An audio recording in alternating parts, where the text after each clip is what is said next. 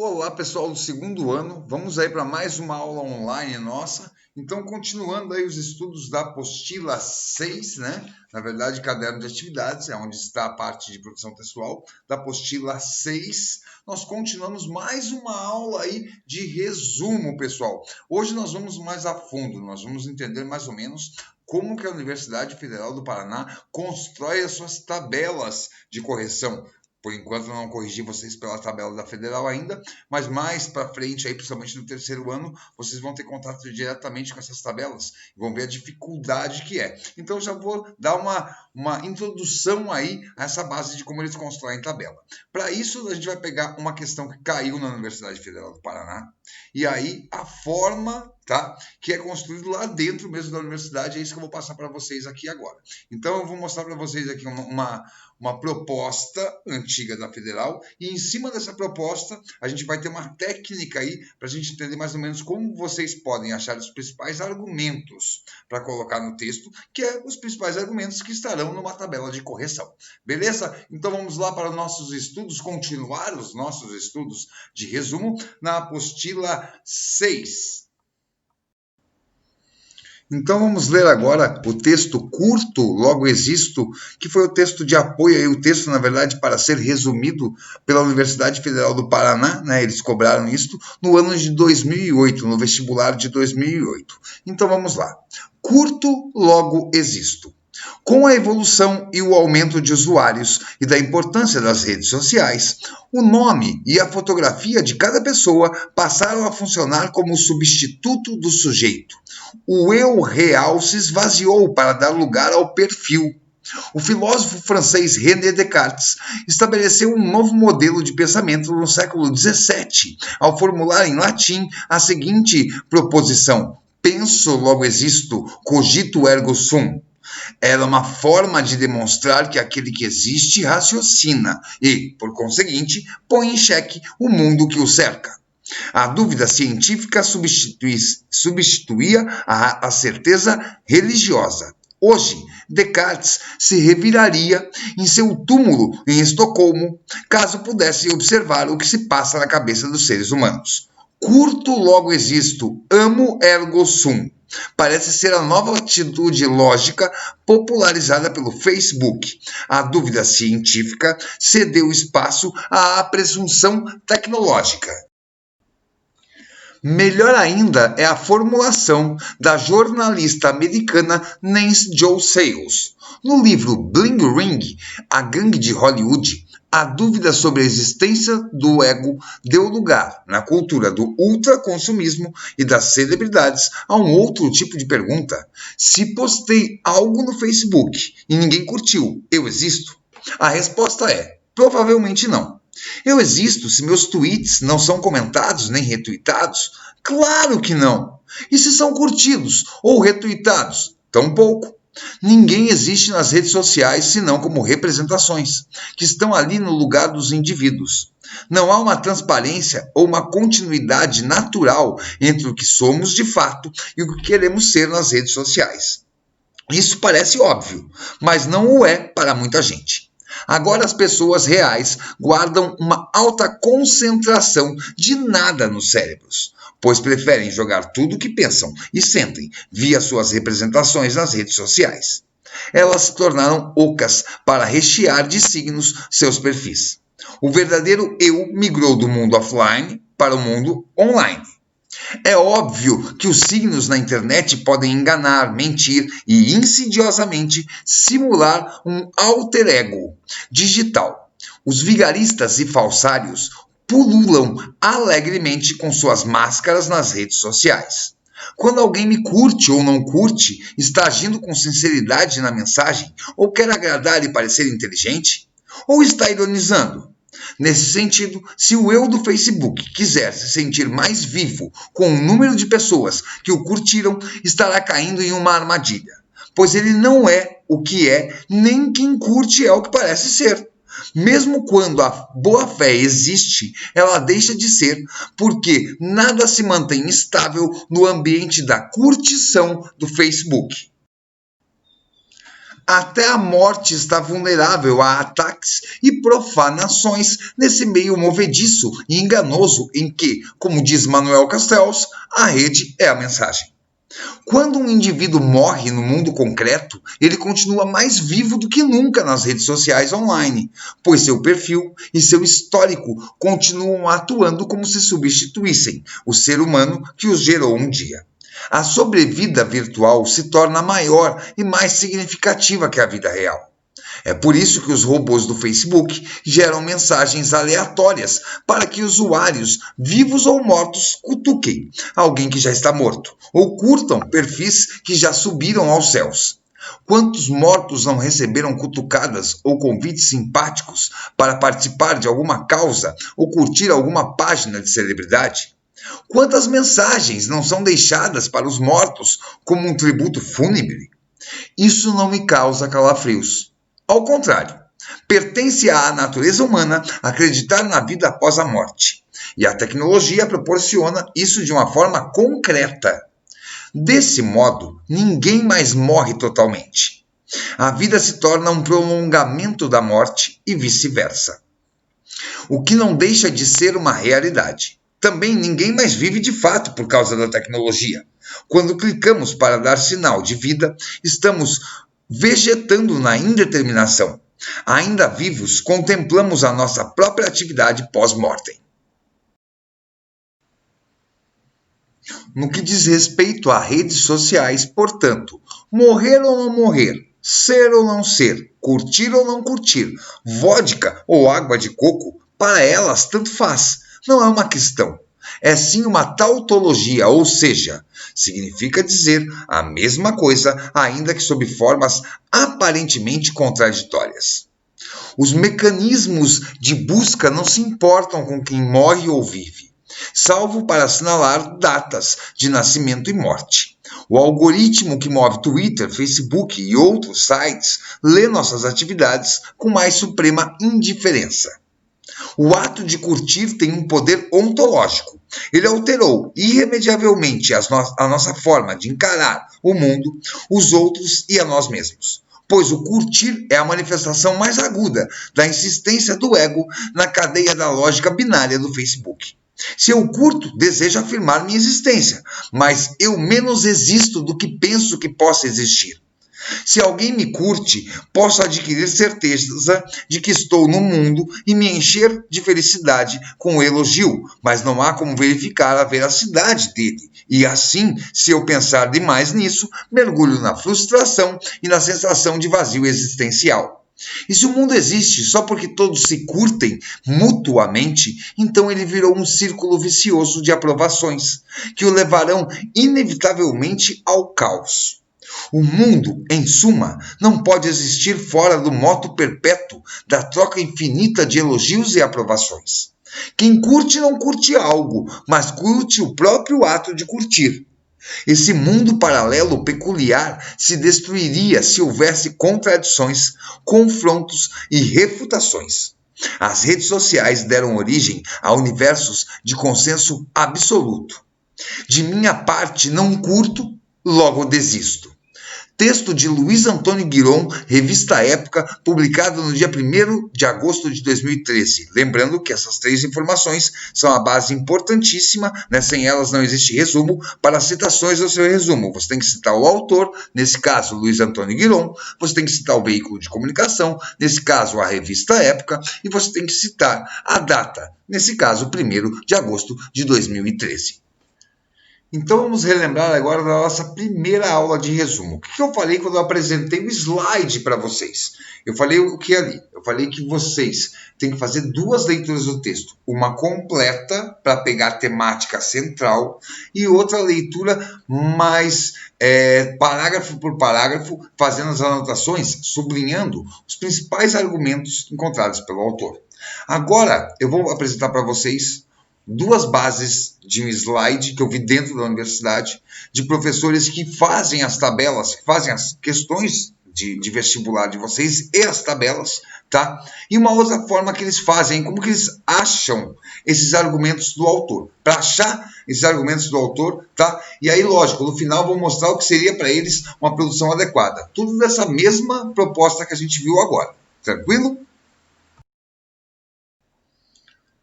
Para se montar uma tabela que tem o objetivo de um texto, de um resumo ideal, como que é feito esse processo? Primeiro ponto, né, a banca desses professores, dessas pessoas que estão elaborando a questão, leem o texto de apoio, como a gente leu agora ali. Eles fizeram isso no ano de 2008. Eles pegaram aquele texto de apoio que a gente leu agora e eles leram completo. Depois que eles leem, eles fazem duas tabelinhas. Eles dividem uma chamada o fato e outra chamada intenção discursiva.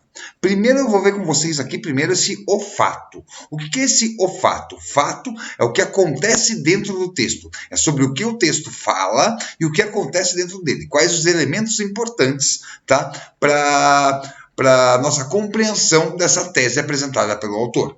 Então, cada um desses pontos, tanto o fato quanto a intenção discursiva, que eu já vou explicar para vocês o que é, eles fazem 6 perguntas. Primeiro, o que aconteceu?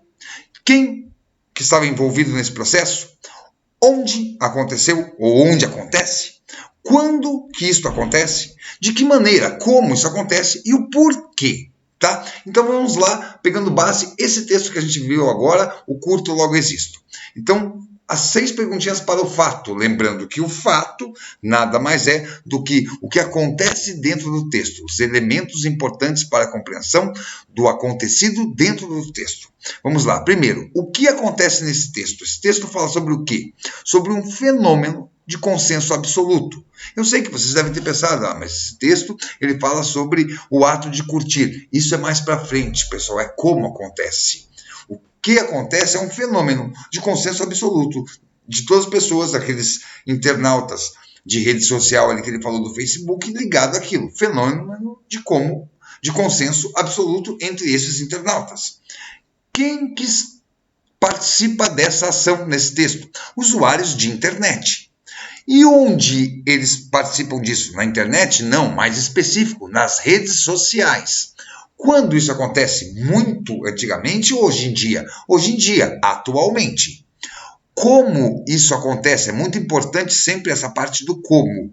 Isso para o autor, Luiz Antônio Guiron, assim como ele declarou à revista Época, no ano de 2008, isso acontece de uma maneira que o usuário está curtindo e sendo curtido nas redes sociais. No caso do texto que ele explanou ali, ele deixa claro a rede social Facebook. E por que esses usuários estão curtindo e sendo curtidos nas redes sociais? Qual que é o objetivo, o porquê disso? O objetivo é para se sentirem vivos, tá? Ou se sentirem vivas. Então, retomando, o fato nada mais é do que os acontecimentos dentro do texto, e nós fazemos 6 perguntas. Primeiro, o que aconteceu? Nesse caso, um fenômeno de consenso absoluto. Quem estava envolvido? Usuários de internet. Onde isso acontece? Nas redes sociais. Quando isso acontece? Atualmente, hoje em dia, pessoal. Como isso acontece? Com o ato de curtir e ser curtido nas redes sociais. Nesse caso, ele deixou mais específico o Facebook. E por que isso acontece? Para essas pessoas se sentirem vivas. O segundo ponto desenvolvido pela banca agora é a intenção discursiva. O que seria essa intenção discursiva, pessoal? A gente já viu que o fato são os acontecimentos dentro do texto. A intenção discursiva é 2 coisas, tá? A intenção mesmo do autor e a sua finalização, que vai estar no qual é e no porquê, e temos também aí as citações, autor, data, veículo de comunicação e a fundamentação. Então vamos lá. Primeira pergunta que se faz ali, qual é a intenção discursiva? A intenção de Luiz Antônio Guiron aí é comentar o comportamento dos internautas com relação ao que ele chamou de esvaziamento do eu real, quando ele fala lá da troca do eu real pelo perfil, deixamos de ser o eu real para nos tornarmos perfil. Quem fala isso? O autor do texto, Luiz Antônio Guiron. Onde ele falou isso? Na revista Época. E quando que ele falou isso? No dia 1º de agosto de 2013. Então, me desculpem, essa questão não é de 2008, não, é a questão de 2013 da Universidade Federal do Paraná. Eu me confundi, perdão. Qual é o fundamento que ele utiliza aí? Ele utiliza o fundamento que o ato de curtir passou a ser uma declaração da existência do autor da curtida, e não a manifestação legítima de um sentimento com relação ao outro. Ele está dizendo que quando alguém curte uma foto sua no Facebook, isso na opinião de Luiz Antônio Guiron, tá? Que quando alguém curte uma foto sua no Facebook, ela não está realmente, não é essencialmente que ela está curtindo a sua foto, mas sim a manifestação legítima, tá? Da sua existência. O importante não é a existência da sua foto ou a beleza da sua foto, e sim a existência da personagem que está curtindo a sua foto. E por que isso acontece? Porque os perfis podem ser falsos, de modo que não é possível saber se quem curtiu está sendo sincero. Então, nós temos aí essa parte da finalização do autor, que ele mostra que as curtidas de Facebook, elas não têm uma veracidade comprovada 100%. Então, voltando aí. O fato, nós já vimos que é o que acontece dentro do texto, e nós fizemos aquelas 6 perguntinhas para ele. Algumas perguntinhas a gente deu uma elaborada diferente aqui, e agora nós perguntamos a intenção discursiva. Lembrando que a intenção discursiva são as citações de autor, data e veículo de comunicação, a própria intenção do autor ao escrever esse texto, o fundamento que ele utiliza, né, a argumentação, e o porquê. Que as pessoas, no fundamento dele, ele mostra que as pessoas fazem esse ato de curtir por uma declaração de existência do próprio autor da curtida, de si próprio. Então aí ele mostra o porquê isso acontece, tá? O porquê essa troca aí pelos perfis.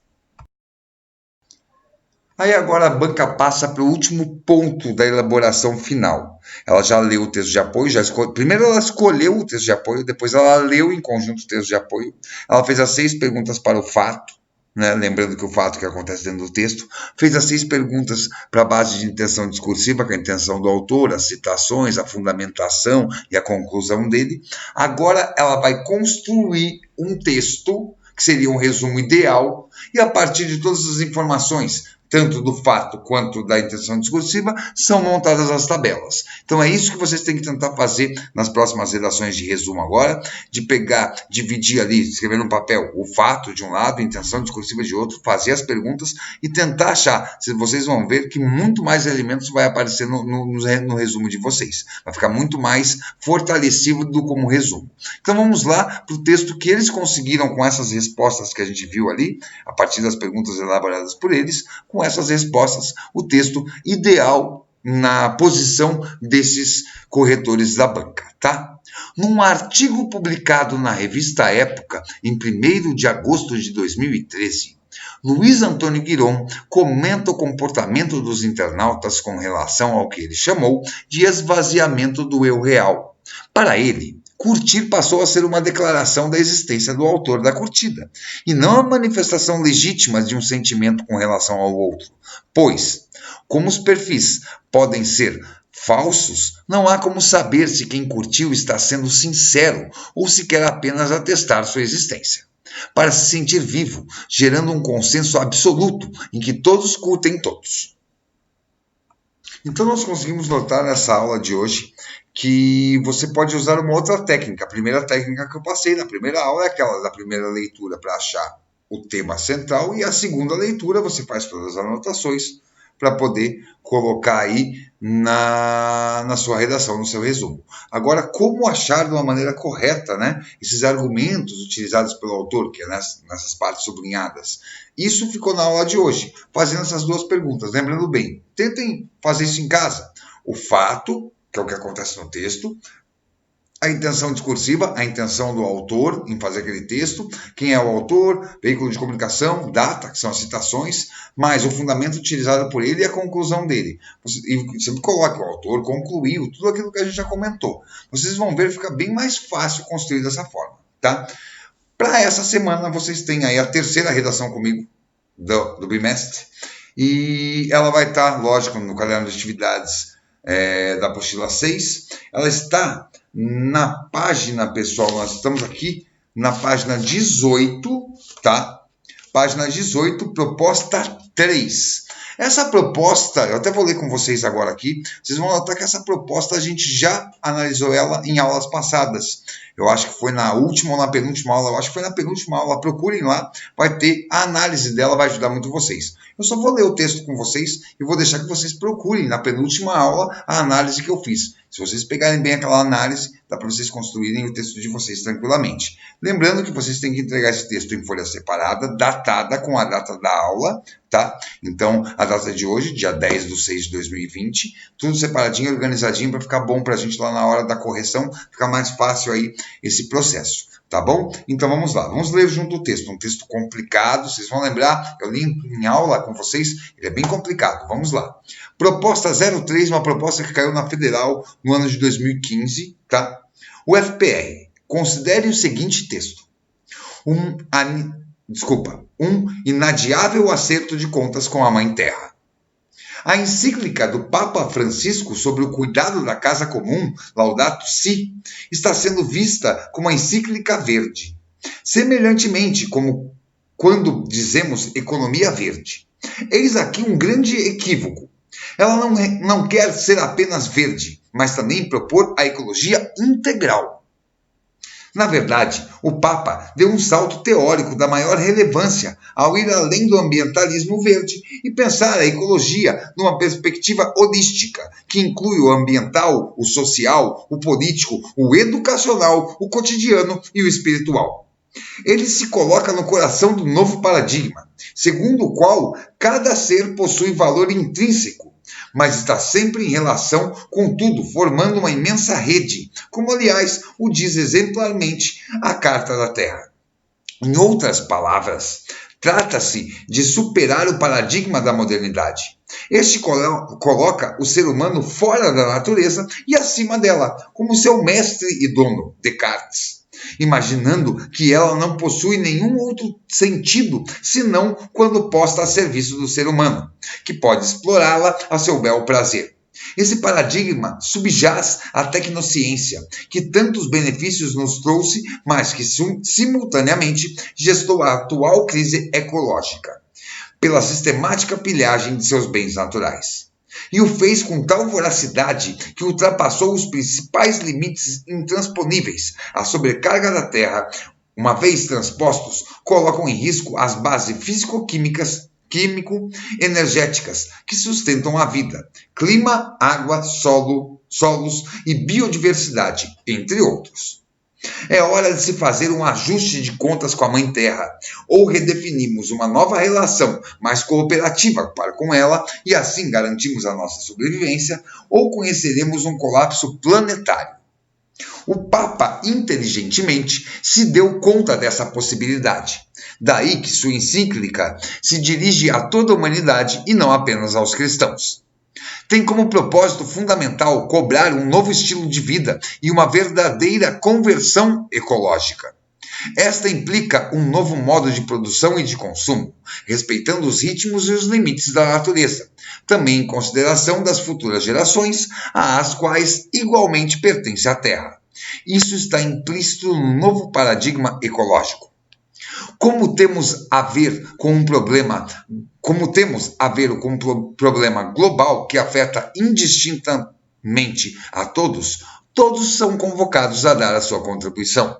Cada país, cada instituição, cada saber, cada pessoa e, no caso, cada religião. Assevera claramente que devemos buscar, no nosso rico patrimônio espiritual, as motivações que alimentam a paixão pelo cuidado da criação. Isso está na carta do Papa Francisco, de 6/8/2015. Observa-se a expressão paixão pelo cuidado da criação. Não se trata de uma reflexão ou algum empenho meramente racional, mas de algo mais radical, uma paixão. Invoca-se aqui a razão sensível e emocional. E é ela, e não simplesmente a razão, que nos fará tomar decisões. Nos impulsionará a agir com paixão e de modo inovador, consoante a urgência da atual crise ecológica mundial. O Papa tem consciência de que o cristianismo e a Igreja não está isento da culpa por termos chegado a esta situação dramática. Durante séculos, pregou-se um Deus sem o mundo, o que propiciou o surgimento de um mundo sem Deus. Não entrava em nenhuma catequese o mandato divino, claramente assinalado no 2º capítulo do Gênesis, de cultivar e cuidar do jardim do Éden. Pelo contrário, o conhecido historiador norte-americano Lynn White Jr., ainda em 1967, acusou o judeu-cristianismo com sua doutrina do domínio do ser humano sobre a criação, como fator principal da crise ecológica. Exagerou, como a crítica tem mostrado, mas, de todo modo, suscitou a questão do estreito vínculo com a interpretação comum sobre o senhorio do ser humano sobre todas as coisas e a devastação da terra, o que reforçou o projeto de dominação dos modernos sobre a natureza. O Papa opera em sua encíclica uma vigorosa crítica ao antropocentrismo dessa interpretação. Entretanto, na carta de instauração do dia de oração, com humildade suplica a Deus misericórdia pelos pecados cometidos contra o mundo em que vivemos. Volta a referir-se a São Francisco, com seu amor cósmico e respeito pela criação, o verdadeiro antecipador daquilo que devemos viver nos dias atuais. Texto de Leonardo Boff, publicado no site www.jb.com.br, na data de 9/6/2015. Vamos agora para o enunciado. O que a universidade cobrava aí do candidato? Elabore um resumo desse texto, de 9 a 12 linhas, respeitando as características do gênero textual. As características é aquela que a gente estudou na primeira aula, lá no nosso slide de resumo. Apresente a tese do autor e os argumentos que ele utiliza para justificá-la. Esses argumentos vocês vão tentar achar com essa técnica que a gente foi passado na aula hoje, tá? E escreva com suas próprias palavras, faça paráfrase, sem copiar trechos do texto. Esse texto, que começa na página 18, vai até a página 19, vocês vão colocar aí a terceira proposta de redação da gente, vamos colocar em folha separada, com a data de hoje, dia 10/6/2020, para entrega aí no primeiro lote de redações, tá? Os primeiros quatro redações. Então, pessoal, muito bacana, mais uma aula aí de resumo. Essa semana a gente termina resumo em si. Semana que vem a gente começa com transposição de discurso, que é uma outra forma de resumo. Vocês vão ver que as técnicas continuarão as mesmas, tá bom? Uma ótima semana para vocês, ótimos estudos. Espero que estejam se cuidando, que estejam todos bens, vocês e seus familiares. Um grande abraço, pessoal. Valeu, até semana que vem. Abração. Tchau.